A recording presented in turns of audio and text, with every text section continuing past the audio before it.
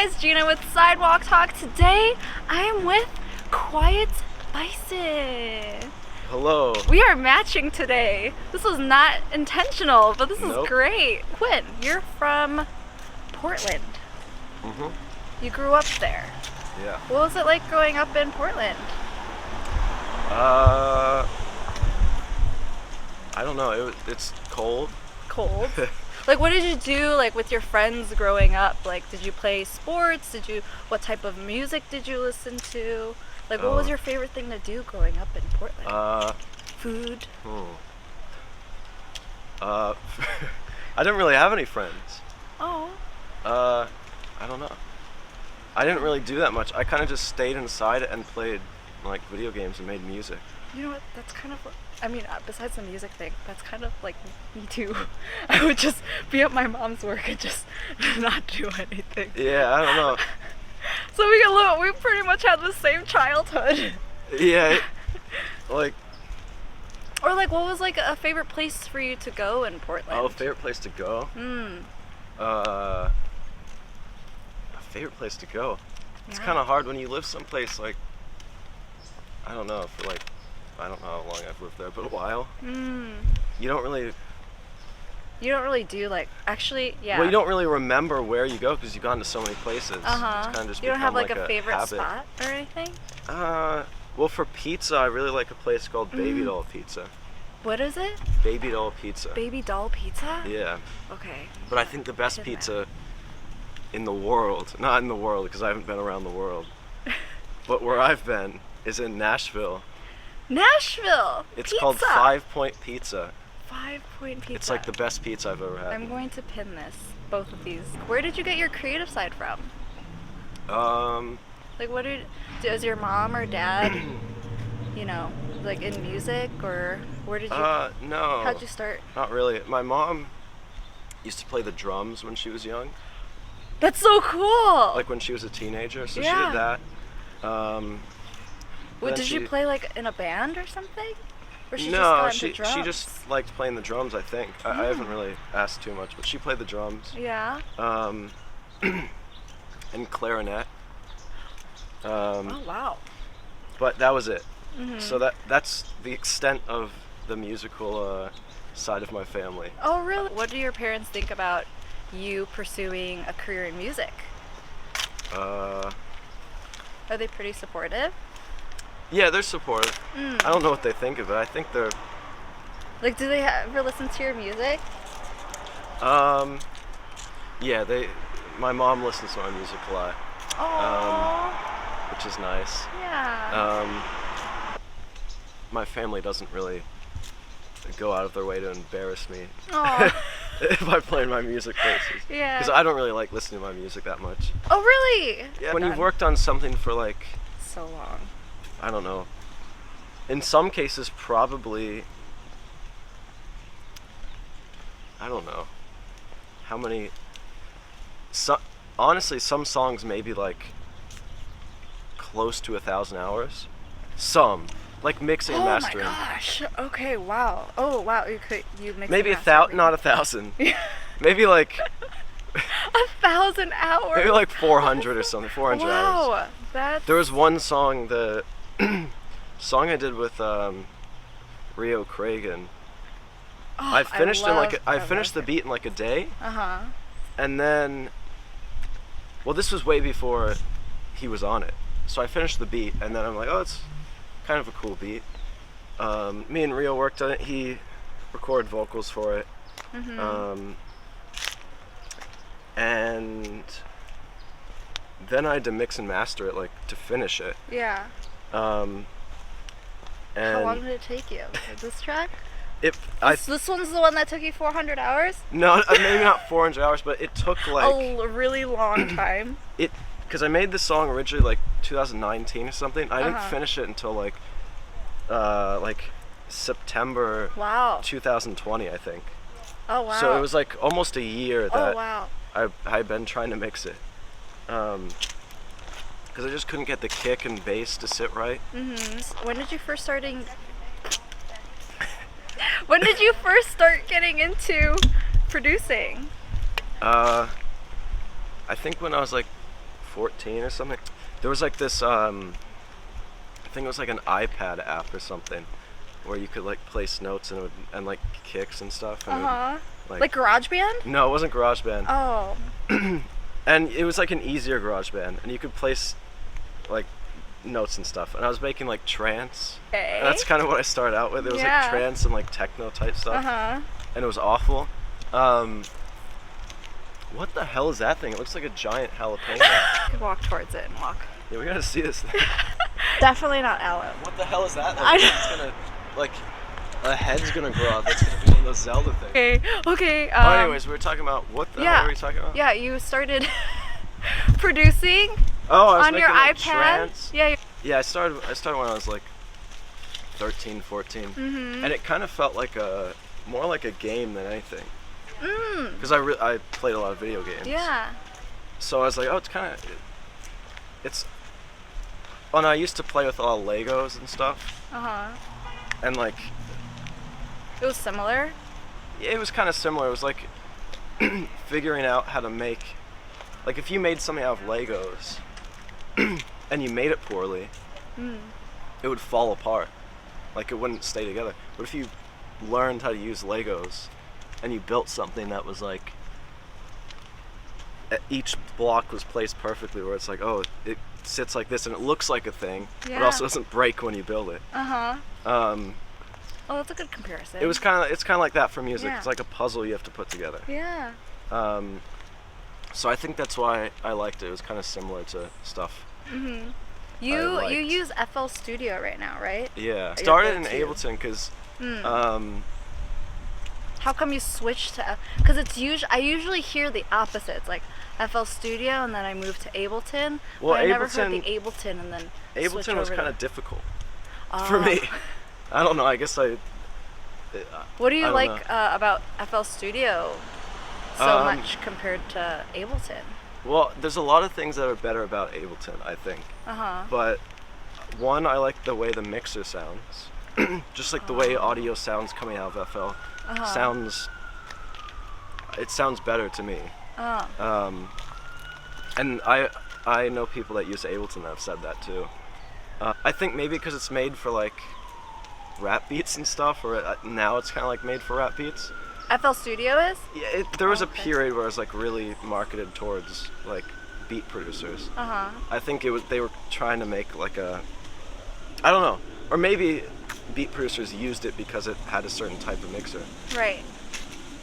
But the stuff that comes out of it sounds more boomy, I guess. I don't know. So that's one reason I like it, and two, I can't stand the way the grid works in Ableton. You can't stand the way the grid works in Ableton. When you zoom in on the grid in Ableton, it changes the size of the grid, which defeats the point of a grid. It's like, oh, there's a grid, I'm going to zoom in. Oh, now it's changed. I don't know where the grid is anymore. In FL, you zoom in, and it can only go to a certain... it does show you more notes when you zoom in. Interesting. But it doesn't... It goes to a certain point. It doesn't, like...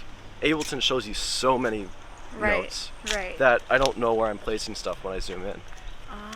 So I could learn it. It would just take a while to wrap my head around where stuff has to be on the grid to sound normal. Right. Okay. Well, for FL Studio. So that. And at the time when I started in Ableton, I think it was like Ableton 9 or something. And at the time, Ableton 9's stock plugins weren't that great. So I was like, FL, you have Sakura, which is like a Southeast Asian, I think, like sounds. So I'm like, that's cool. And you have like Soundgoodizer, which is like it's like a... What are your favorite plugins? Oh, favorite plugins? Yeah. There's so many people that ask that question. I guess the ones I've used most consistently, like even when I've changed genres or like when I used to make like progressive house is what but yeah, I guess the ones that I've like still used then and still use now would probably be Soundgoodizer, because I think it sounds like a better OTT. And I don't know, Sylenth maybe? Sylenth, maybe Synthmaster. Synthmaster's like it's like one that like Hardwell's used and like Zed's used. So it's not really like, I see. It's not what that many people would want to get for like weird music. I like downloading all the plugins that are like so mainstream that they're overlooked for other genres. Interesting. Okay. Like if you download like, I don't know, like Nexus or something. If you can find a way to use Nexus and have it not sound like a rap beat, then you might be onto something. Yeah. I don't know. Like that Nexus piano that sounds awful. Yeah, I don't know the plugins. I don't know Nexus these. is like, I don't know these references. Nexus, Marshmallow's used Nexus a bunch too. Okay. It's like really. It's like the slushy marshmallow noise. If you hear, well, I don't know. I don't listen that much. Music, but it's like that. If you'll know the piano sound if you download Nexus and load it up and played a note, you would know like 1,000 songs that. Those what do you think are your biggest challenges, like musically or personally? The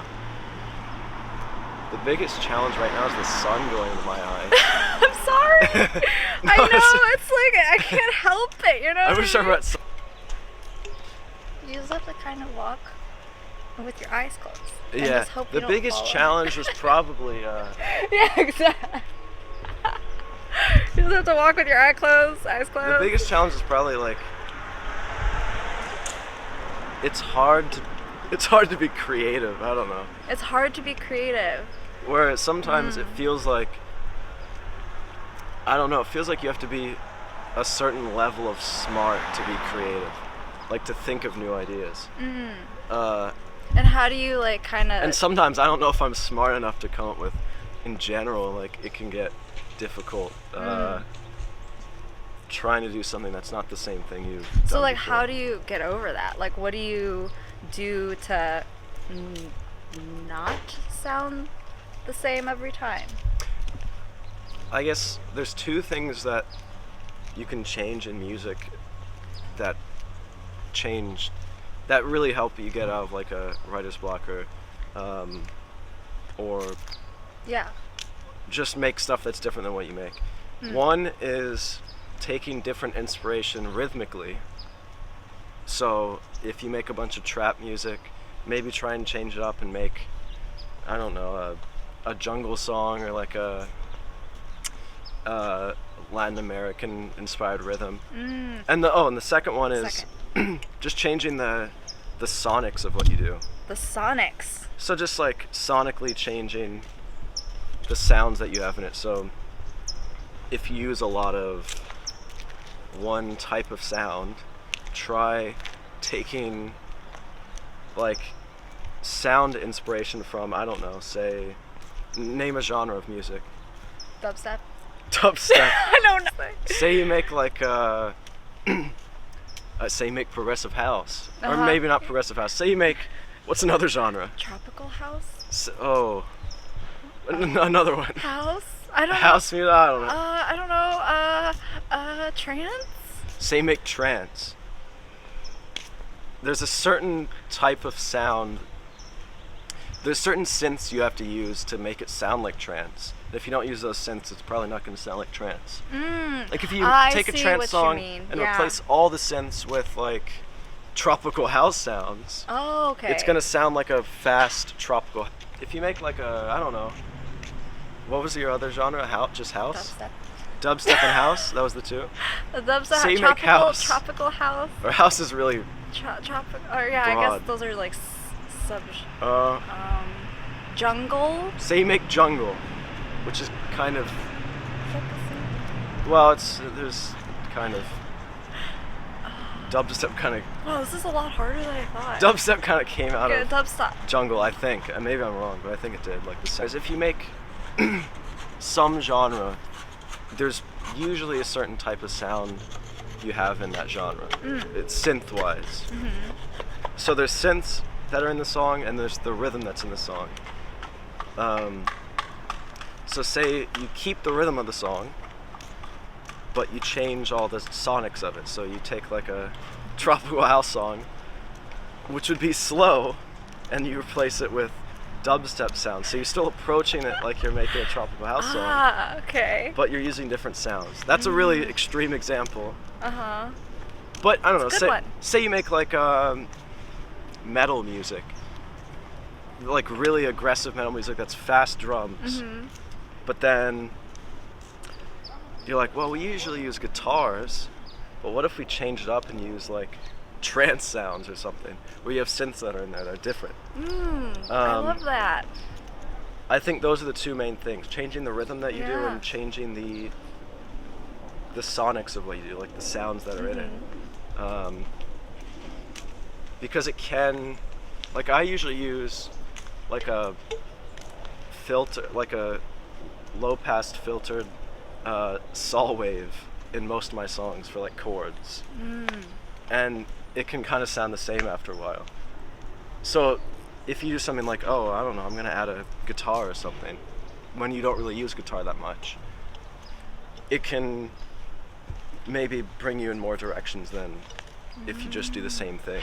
I see. Because I think there's more to making something unique than just changing the, like, where the beats are placed. Like, choosing what you put in a song sound-wise is maybe a bigger impact on what the song's going to sound like than where the beats are. What do you want to be remembered for?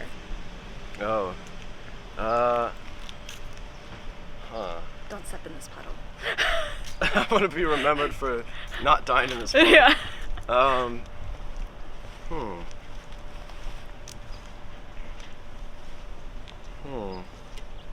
What do you want to be remembered for? I don't know. Maybe. Probably not music. I wouldn't want to be remembered for music. Or maybe, I don't know. I guess. Why wouldn't you? You make great music. Yeah, music's cool, but. Remembered for your music. Remembered for music? And. I don't know. When somebody dies, what do you usually think about them? I just don't. I don't want to die. They're a good person. Yeah, I don't want to die and be like, that guy sucked. I hope not. Oh, that's good. Yeah. I don't know. Yeah. But in general, I guess that, I don't know, not being. Yeah. Being a good person. Yeah, and making good music. Not being remembered as like an asshole. Yeah. All right, we're going to. By the way, look at those rainbow. The seats. Yeah, don't film his license plate, but those seats. He's talking about. That's a crazy ride. Look, the rainbow seats. Let's go. Does he transfigure into loud bow? Loud bow? Loud bow. Loud Does he transfigure into loud bison under a full moon? Under a full moon? Yeah. Or maybe a blood moon. A blood moon? If you could collab with one artist, dead or alive, who would it be? Dead or alive. Yeah. If I could, If you could collab with one artist. Dead really opens it up a lot. Yeah, it really does. You could like collab with like Avicii. Yeah, Avicii or Frank Sinatra. Frank Sinatra. Who else? Who else is dead? I don't know, it's such a dark topic now. Oh, you know what? If this wouldn't even be a music collab, but if you could get like, I think he's dead. If you could get Salvador Dali, is he dead? I don't know. If you could get Salvador Dali back, and he might be alive, so this might be disrespectful. Yeah.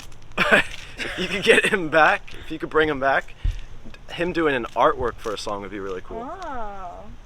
What about like musically? Musically? Musically? Oh, it would probably be someone alive. It would probably be Tom York.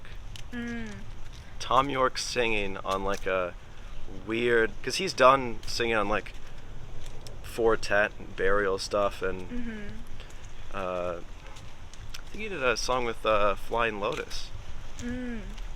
Him on like a weird, like granular beat. I mean, he's already used granulizers before. But him on like that kind of beat would be really cool. Okay. So Tom York. Tom York. Or Radiohead as a whole, but Tom York. That would be probably. Has Flume been a mentor? I don't know.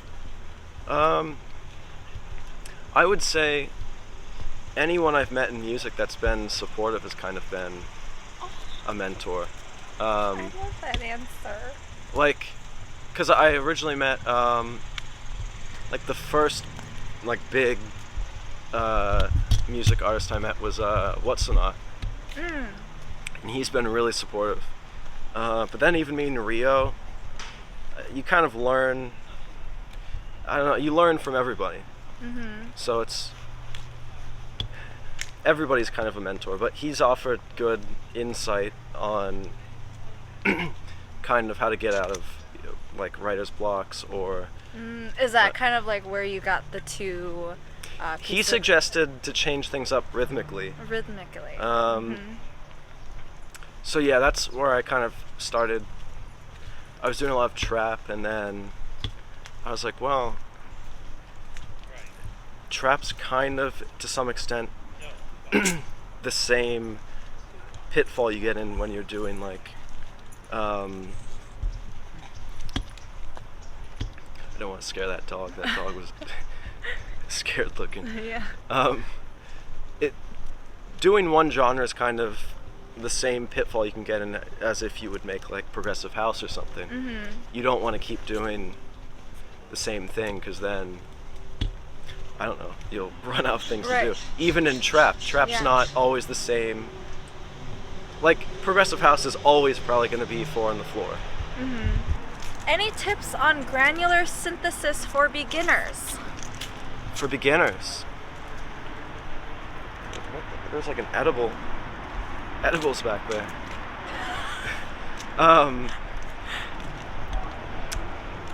I don't know, I feel like granular synthesis is like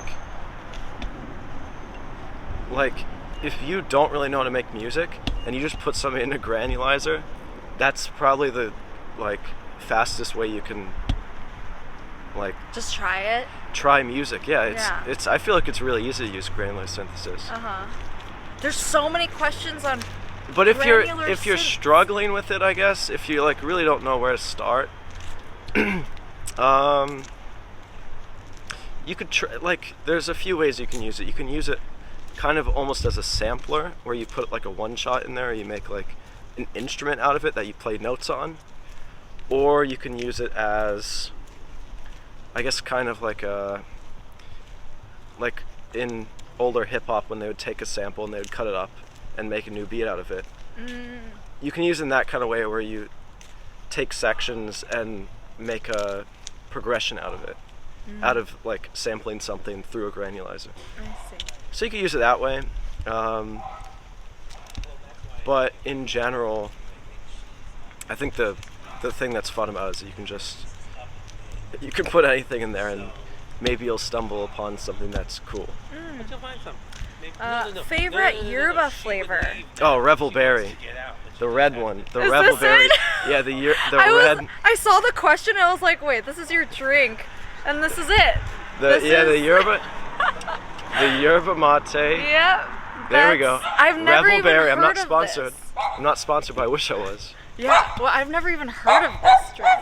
Oh, hello, doggy. Oh, look at him. He's looking on the. What? Oh, I can hold that for you. Oh, I almost got it. Okay.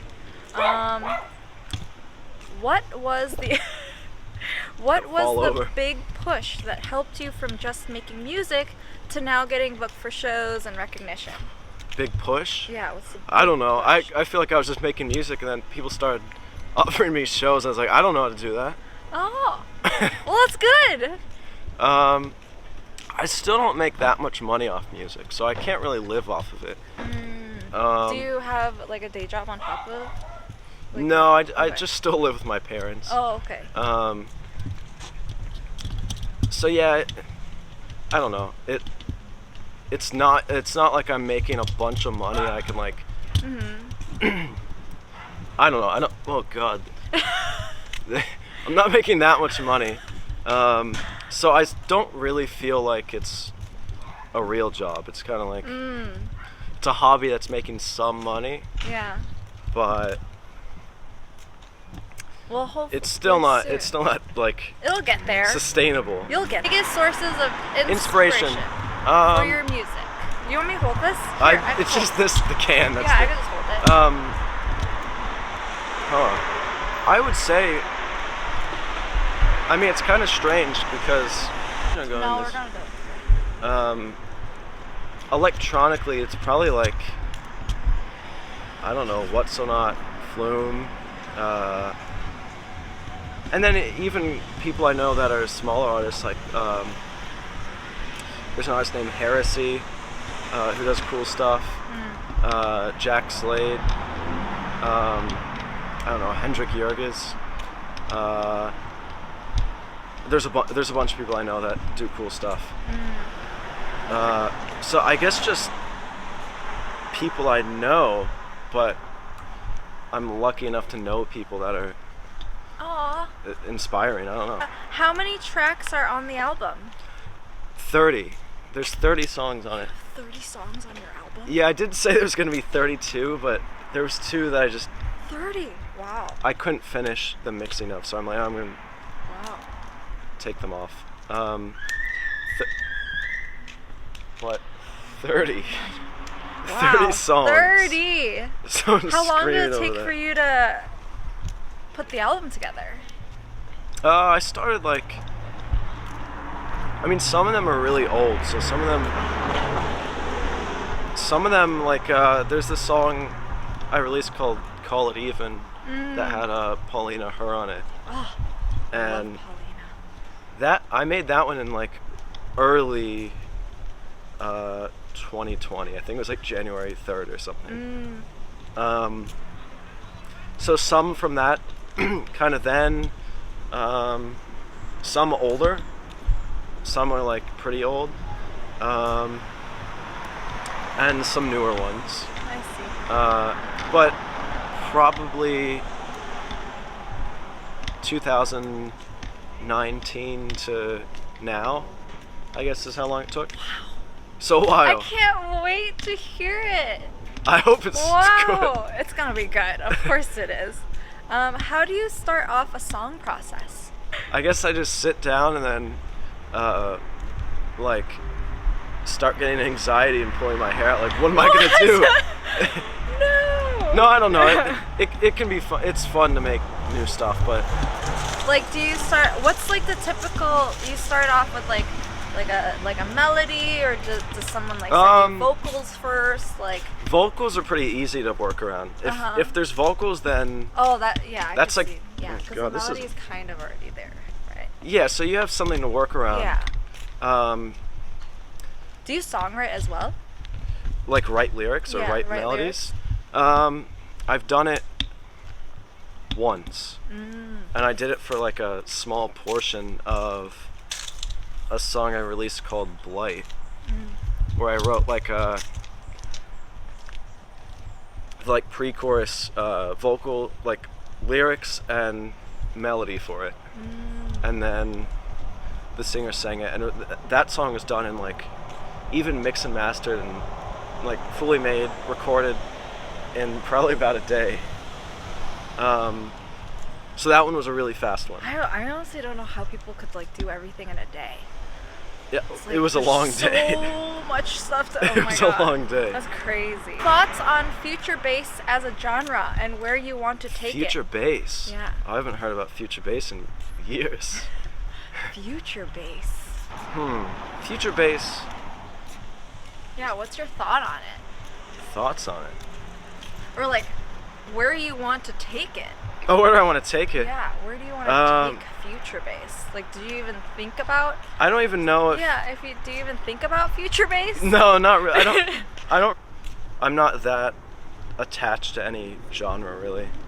So, future bass is something that's like, if everybody stopped making it, I wouldn't be that sad. Yeah. And. Is there a genre you would be sad Oh, about? I would be sad. That's what I was thinking. I would probably be sad if people stopped making. I don't know. I think there's no specific genre that I'm that attached to. It's more of just.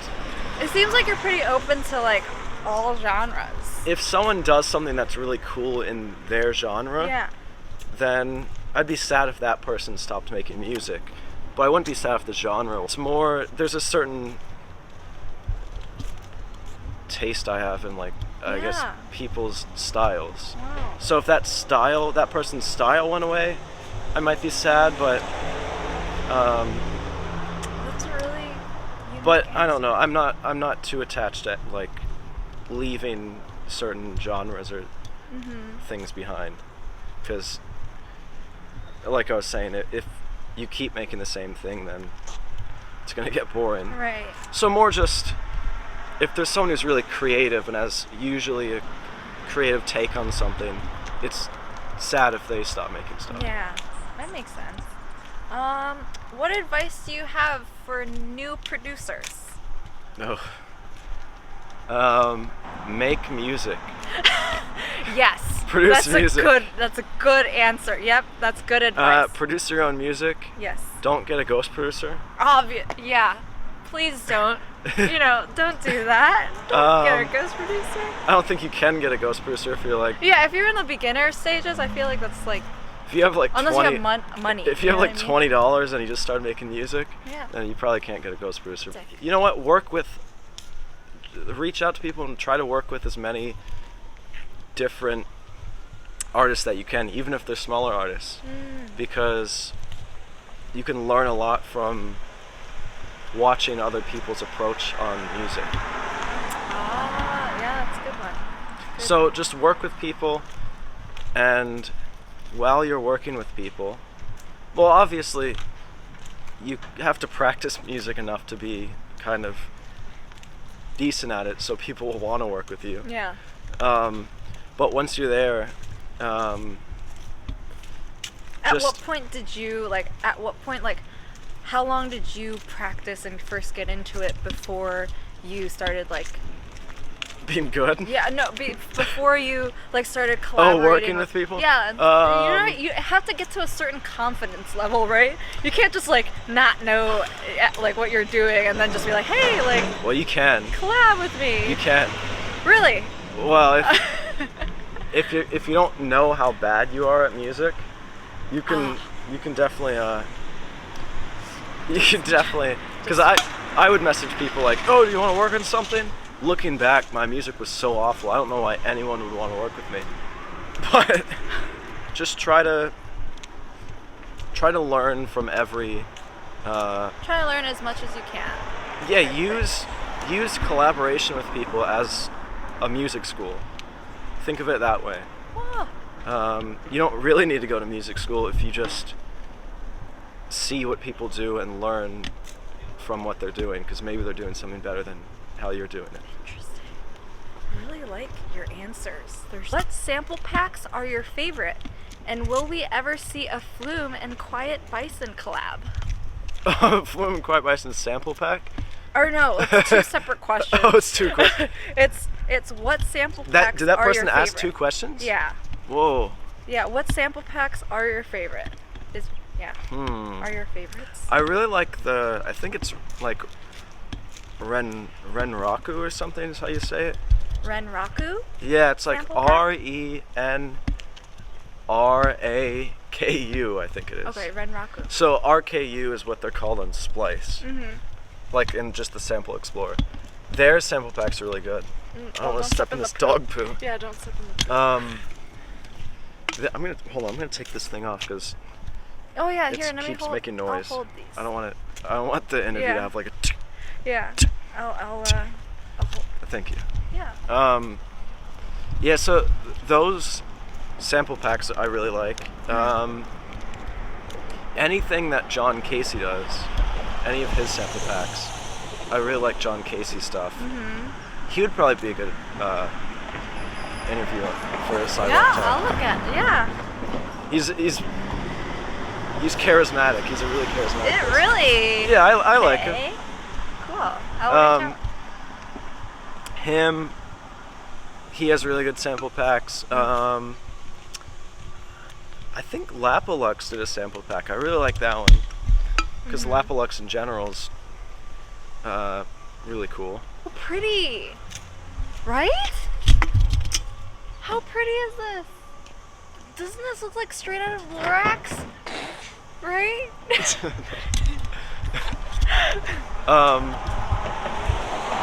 Wow. Yeah, probably that. And then second question. What was it?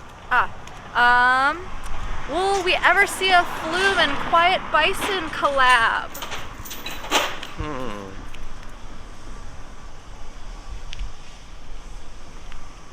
I don't know. Okay. That's all we need to know. Nightfall vinyl record, please. Oh. I Will think we ever vinyls see cost a lot to make. Will we ever see vinyls? Ever see vinyls? If I can like, I think you lose money when you sell vinyls. Oh. I think. Oh, okay. Because I think Then they're really probably expensive not. to make. You could So custom probably not make it. soon. Custom make it and then Yeah, you could you like know. you could if you can go to some vinyl like yeah. website or something, make your own. You could probably make your own. Tour in Australia? Oh. Have you been to Australia? I haven't been to Australia. I know a lot of Australian people. Would you do a tour there? Yeah, I do a tour in Australia. Oh my god. I don't like the spiders in Australia, Yeah. but I like Australia. What countries have you traveled to? Like, what are your favorite countries? Oh, favorite countries I've traveled to? Yeah. I haven't been to any other country. You've never gone international? No. Wait. No, I've never been to any other country. Whoa! What country would you want to go to? Oh, Japan. Japan! I knew you like. Much just Japan and South Korea, like Yeah. the main ones I'd really want to go to. Oh, you have New to. Zealand would be cool too. Oh, that. New Zealand, Lord of the Rings. You need to go. Yeah, to Lord of the Hobbit Rings. Hole. You need to go to the Shire. You know what I mean? Yeah. How did the whatsonot remix happen? Oh. The whatsonot remix happen. We're going this way? Yeah. I think he found my one of my songs on SoundCloud that I released. I released it with an artist named Heresy, like years ago, and he just found it somehow randomly on SoundCloud, and then he messaged me on SoundCloud like, "Yo, your music's cool" or something. I don't know. He what just said. slid into your SoundCloud DMs? Yeah, he did, and then. That's so cool. And then I was like, "Oh, thank you." And I didn't hear back from him for like, I don't know, a while. He messaged me, and then It took a while for him to like respond or something? well, Or get back? he's busy doing stuff, so he was probably doing stuff. But I was like, "Oh, he's never gonna." He messaged me. He's gonna forget about that. He's never gonna contact me again. And then I think it was like, I don't know, half a year later or something. Half a year. Yeah, it was probably like 6 months or something. He was like, "I'm doing a show in Denver. Would you want to open for it?" I'm like, "Yeah." Well, yeah. Well, at first I was like, I don't know how I'm gonna do that, but it sounds like a really good opportunity, and no one's ever offered like a show for me to do, Yeah. and it would kind of be rude to turn it down. It's like, you're offering me personally a show I can do. Yeah. It's just like, I don't know how to DJ or do live sets or anything, but I'm gonna have to learn. So yeah, then I did that show and I met with him in person, and and he was like, oh, and this might have been a bit before that he mentioned this, but he was like, I have this song, and I think he wanted a version of it that was better for like an opener for his live set. So he was like, can you make something that's like epic sounding? I'm like, maybe. I think that's how it happened. Epic sounding. Well, I don't know if he said epic, but I think his idea was that he wanted something that was higher energy than the original version of it. So I was like, I'll try that. So then, I worked on it, and then he offered some ideas in person when we met in Denver, and I think I finished it like right before he played the show that I was opening for, and he used it as his like show opener. And then I don't know, I guess that's what happened, but wow. So just it was SoundCloud DM. It was just him finding me on SoundCloud, I guess. That's crazy. How a lot of it's happened. Wow. I've heard that SoundCloud is the Tinder for music producers. Oh God. How did you get your style of music? Oh, I don't know. Just happened. There's just certain things I like in music that I don't know. Oh God, that's a loud truck. I know. Probably just listening to a bunch of different artists and then taking inspiration from all of them. But I guess that's the basic answer. A lot of I've played a lot of video games that have like. What video games? Like GTA. GTA. Like Grand Theft Auto or GTA. Yeah, GTA. Has a lot of like Flying Lotus, and I think they've now added more radio stations, but Flying Lotus was like the big, like in OG, like when GTA 5 came out, Flying Lotus was like the main station I would listen to, or like Tyler the Creator when he came on in GTA. So probably like that, and then there's a game called Sleeping Dogs. Sleeping Dogs? Yeah, you're like an undercover cop trying to infiltrate a gang in Hong Kong. Interesting. And it's like a fighting game, and there's cars and stuff. And on the radio, in the game's radio, there's the song Afterlight by Rusty. So I heard that, and I was like, this is crazy. Because it's like that, like the mixing in it's really like quiet sounding. Like the kick isn't that loud, and the snare is kind of like, it's like a rim or something. And when I heard that, I was like, that sounds like crazy. Because before that, a lot of my inspiration was like, I don't know, like more electronic, I would say. And Rusty's electronic, but I feel like there's a certain vibe where electronic music becomes something that I'm gonna wait until this passes. What's up with all the trucks going down the street? There's a lot of trucks. This is a truck street.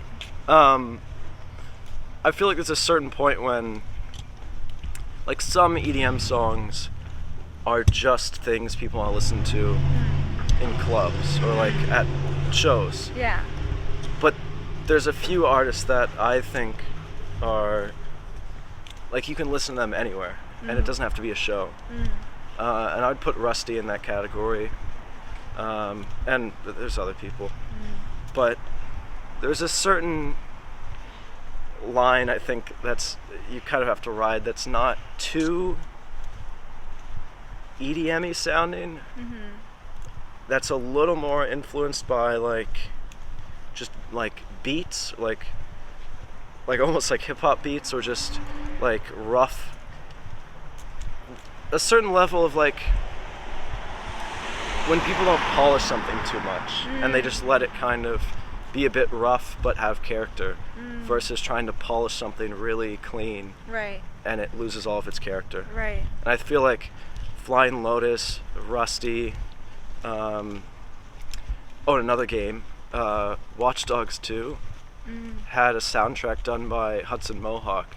I feel like he's also kind of in that realm of rough sounding stuff, but it has character because it's rough. So games. Yeah, games is where I'm inspired by, I guess. That's how I find music. It's like, what music's in games. Any tips to get to the next level in terms of production? Oh, the next level, leveling up. Next level. Oh, I don't know where you have to go, but I think, depending on what region you go to, there might be a mission you can do. Then if you beat that mission, you might get to the next level. Like games. No, I don't know. You're like next like level's kind of levels? weird. I don't know if there's like what is the next I don't know level? if there's levels to it. Like next level of I don't think there's really levels. Yeah. But if you're making like something the best tip. Okay. The best tip that you could come up with for production, like something that's like super unique production tip. Next level. Next level production tip. Maybe with. I honestly don't know. Maybe. Like a mixing tip. Mixing tip. Oh, yeah. Okay. If you feel like your music's kind of. What does this button do, by the way? It doesn't do anything. Okay, I accidentally pressed it. I was making sure it didn't do it. I guess I know what they mean. Like, if they're struggling and they feel like it just doesn't sound like how you want it to how sound. they want it to sound.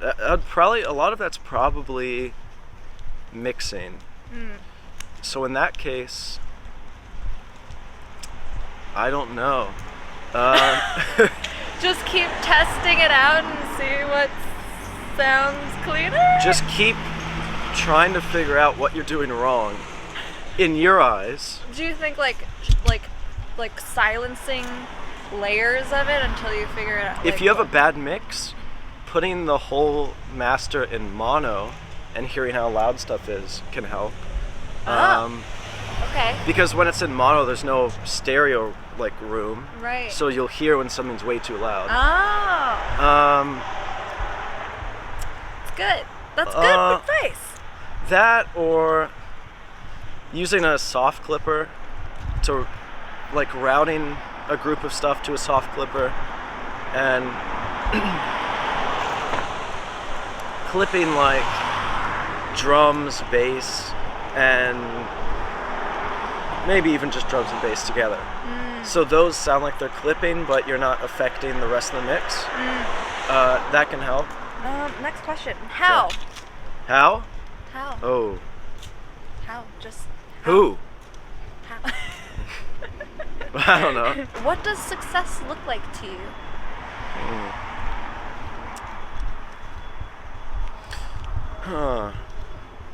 I would say making something that both I like and the people whose opinion I respect the most like also. Wow. Yeah, probably I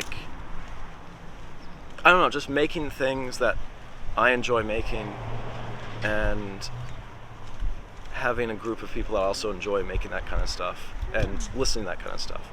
Favorite food? Favorite food? This is my favorite question. It's a tough one.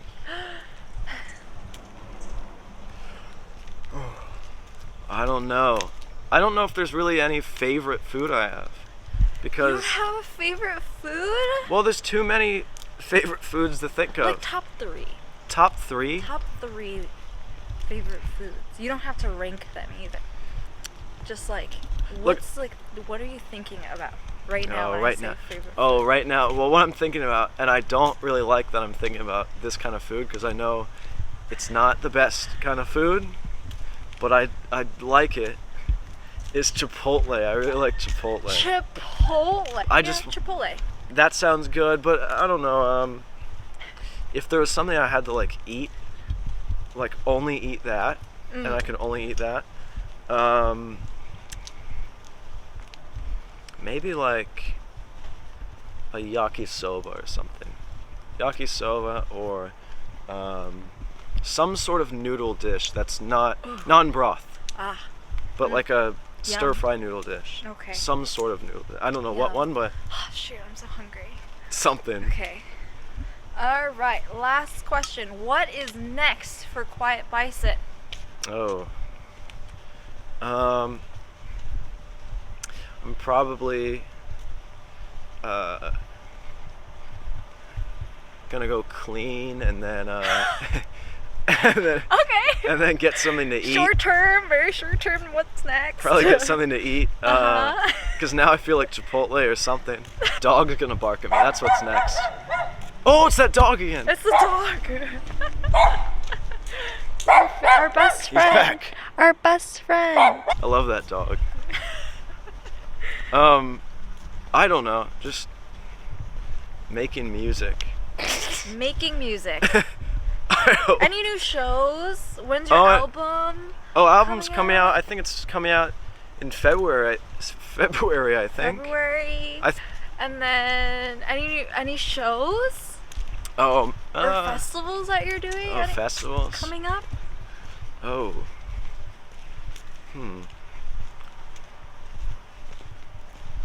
I don't know. No. Okay. All right. I don't really like doing shows that Yeah. they're nerve-wracking, and Yeah. I kind of get bored on stage. Really? Well, I haven't found a way. I would get too nervous, so I don't even like picture myself even like doing something like that. So. Well, it's like you can be nervous and bored at the same time. I never knew that was possible. Yeah, I didn't know that either. But I just feel like the boredom comes from being nervous, because you feel like. Because you can't enjoy it or something? Well, no, you're like, am I being interesting enough for the show? Of course you are. Well, like if you're just playing notes and stuff, you're like, everyone's vibing out to do your people music. really want to come to a show to see me play notes and then hear music? Yeah, of course. I guess. I would want to go to a show where you hear music, a guy like drops out of the ceiling and like fire shoots out of the walls. And like a Cirque du Soleil show? And guys start fighting with swords on stage. That's what I want. Yeah, so you want a Cirque du Soleil show? I want like a Cirque du Soleil type show where people are doing performances? I want to do the medieval times of EDM. Oh, that would be... Where you can get chicken leg or turkey legs at the concessions. That would be insane. Please do that one day. You can get yerbas at the concessions. Yes. You can, and guys come out sponsored. Fighting with swords. Yeah. And I dare you to do that one. And I also just want, the main thing I want to do is, I really want to do, like, I'm always at shows, and I'm like, there could be food here. Like, why can't you buy good food at shows? Why is there no food at shows? So I want to like, what? I want to get. This is that's an important question, okay? I want to get a good, wherever the show is, find a local business. Find a local business that you're like, oh, this food's really good, and get them to cater the event so you can have good food at the show. Yeah, no one wants EDM hot dogs outside of Academy and Exchange. You don't want people sick of EDM hot dogs. People want to get drunk, but like, good food on top. If you're feeding people, then they might not get drunk as quick, and you might not have people like throwing apples at the stage. I don't know what people do. Oh my god, who's throwing apples on the stage? That's so I think that's at medieval times. Wow. Okay. No, but good food at shows and a unique vibe to the show. That would be really nice. A unique vibe. We should start this movement. Shows are also too loud, so you need an intermission where people can kind of have an ear break and meet people at the show that they might become friends with, that kind of thing. I don't know. That also, yes. Honestly, it's so hard to like reconnect. Because it's so loud. You're seeing people that you haven't seen in a long time at these shows. So just bring new things into shows that kind of. Okay, you're like all about the experience. I'm going to your show. Whenever you like figure this out, just please let me know. I mean, honestly, I would do this show with you. I would bring all the food things. Bring all the food. I'll literally be the food person. I want a yerba guy. Yerba. Yeah, I want to be a baseball game. Where do I buy this? Whole Foods everywhere? Whole Food. Well, I don't know about Whole Foods. They have them at Whole Foods. How did you get into yerba? Who introduced this to you? Because I've never seen this before. They're everywhere. I've never seen this before. There was, oh, look at that dog. The Shiba? Yeah, the Shiba. Oh. I saw a Shiba. Do you have a dog? No, but I saw a Shiba in a stroller the other day. It's crazy. Shibas are so Look at that dog. I don't even, what the hell is that? A little Frenchie. I think it's a Frenchie. Yeah, it's a Frenchie. Oh, you can get yerbas at like everywhere. But I've never seen it. I feel like this looks like a Whole Foods type packaging. You are like the most adorable dog in the entire world. I can't stop looking at you. Oh. Okay. You can get them at, I think they're at Whole Foods, but I don't know about LA. They have them at Whole Foods in Portland, but LA is kind of. This one. I got that one at. Where the hell did I get that one? I think I got that one at maybe 7-Eleven. Oh, okay. Okay. Some 7-Elevens have them, but not. I've been to 7-Elevens that don't have them, so I really don't know. Okay. 7-Eleven, I think Ralph's sometimes has them. Okay. Well, in like the non-refrigerated area. Now I need to try this because now someone even commented or like asked you a question about yerbas. If you go on the Guayaquil site, that's who makes them. I think there's a store locator where you can like search near you and you can find what stores sell them. So maybe try that. Okay. All right. Great. Well, thank you, Quiet Bison Quinn, for being a part of this interview. Yeah, that's it. Bye. Make sure to like, comment, subscribe, and then hit the bell. Hit the bell notification. the bell notification. All right. Bye, guys. Peace.